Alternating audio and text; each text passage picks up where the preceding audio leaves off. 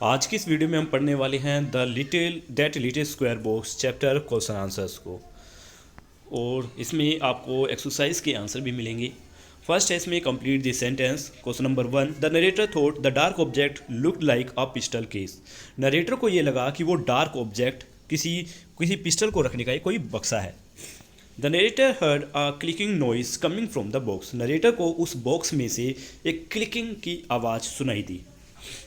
The narrator assumed the whitish grain formed the fuse of explosive device. Narrator को ये लगा कि वो जो वाइटिस ग्रेन है, जो सफ़ेद रंग के दाने हैं, वो कोई मतलब एक्सप्लोसिव डिवाइस को चलाने का जरिया है। Fourth, later the narrator hide himself in a life boat. आखिर में नरेटर ने अपने आप को लाइफ बोट में छिपाया। Fifth, the two man decide to set off the trigger at 10 o'clock sharp. दोनों लोगों ने उस ट्रिगर को यूज़ करने का 10 बजे यूज़ करने का फैसला किया था। One of them was concern that other would hear the drop of the trigger. The pigeon belonging to Muller was the one that reach land. जो पिजन मुलर का था वही लैंड तक पहुंच पाया था। नेक्स्ट है, the matter was keep a secret because captain have a prejudice against sporting event about their ship. कि इस मैटर को, इस पूरे मामले को सीक्रेट रखा गया क्योंकि इस जहाज़ के जो कैप्टन हैं उनके विचार इनसे अलग थे। वो इस खेल के बारे में कुछ और ही सोचते थे, वो शायद इसको खेल को होने नहीं देते। नेक्स्ट है, answer this question. Question number 1, who did the narrator think the two man were. What did he think they were up to. कि नरेटर को क्या लगा कि ये दोनों आदमी कौन हैं। और the narrator thought the two man was displaced agent planning a terrorist act. He believe they intended to detonate a bomb and blow up the ship. Narrator को लगा कि ये दोनों लोग कोई खुफिया एजेंट हैं जो यहाँ पर कोई आतंकवादी गतिविधियाँ करने का योजना बना रहे हैं। उन्हें लगा कि ये यहाँ पर कोई बॉम्ब लगाएंगे और इस पूरी शिप को बॉम्ब से उड़ा देंगे। What do you think the two men thought of the narrator when he jumped out in the front of them? Which lines from the text support your answer? कि आपको क्या लगता है कि जब दोनों लोगों के सामने नरेटर कूद कर आए तो उन दोनों लोगों ने नरेटर के बारे में क्या सोचा होगा और किन लाइनों से आपको इस बारे में पता चलता है। Answer is the two man probably thought the narrator was a ghost और मैडमैन। दोनों को लोगों को लगा कि शायद नरेटर कोई गोस्ट है या कोई पागल आदमी है। और हमें किस लाइन से पता चलता है? The line, I imagine they thought I was a spirit with the moonlight stream down upon my pale face support this. इस लाइन से पता चलता है जिसमें उन्होंने कहा था कि मुझे लगा कि वो मुझे कोई स्पिरिट समझ रहे हैं, कोई भूतिया इंसान समझ रहे हैं जब चांद की रोशनी मेरे चेहरे पर गिर रही थी और मेरा चेहरा पेल हो रहा था, मतलब फीका फीका सा लग रहा था। It was clear to me that in one greatest explosion. Question A, how do you think the narrator felt when he saw two pigeon flying out of the box. Narrator को उस समय कैसा महसूस हुआ जब उन्होंने उस बक्से से पिजन्स को उड़ते हुए देखा। The narrator must have felt embraced and relief at the same time. Do you think he might be revisiting his previous observation in a new light? Where do you think he may have gone wrong? Answer is yes. He likely revisiting his assumption.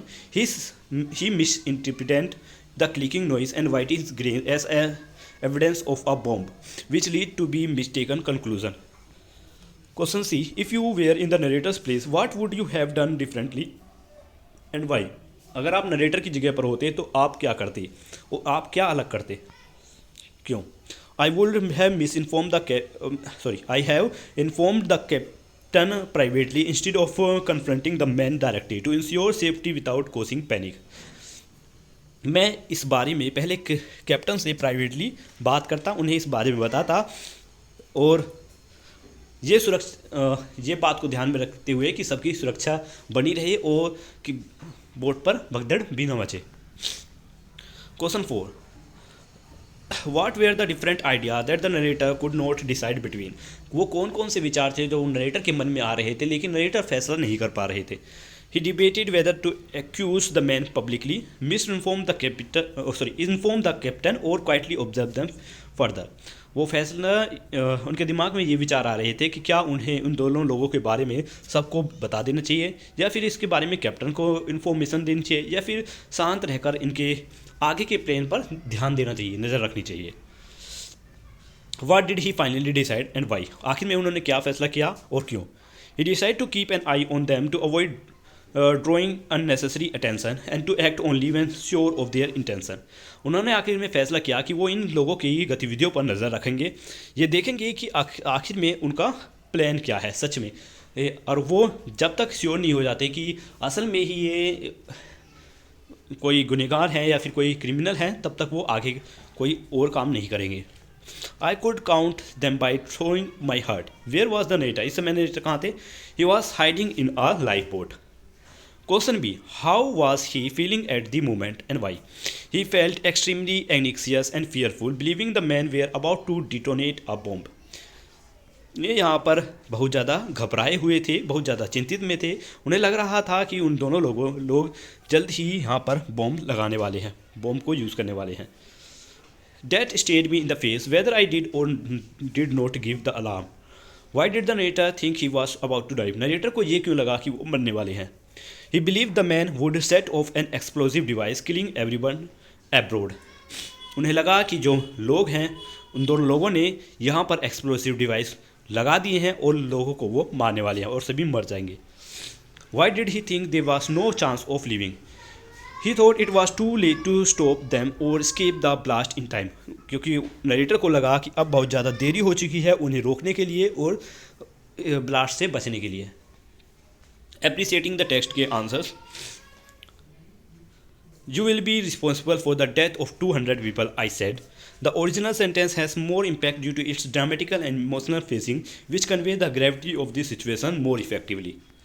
Next, do you think the moment of dramatic tension and fear in the story make it more suspenseful or little humorous? What effect does it have on the ending of the story? Answer is the tension adds suspense initially, but the humorous twist at the end provide comic relief. This contrast enhance the impact of the story's unexpected resolution. Next है grammar section, जिसमें active और passive voice को fill करना है. इनके answer कुछ इस तरीके से हैं.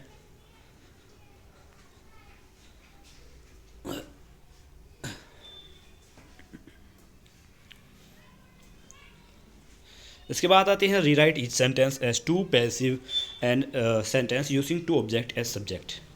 फर्स्ट का आंसर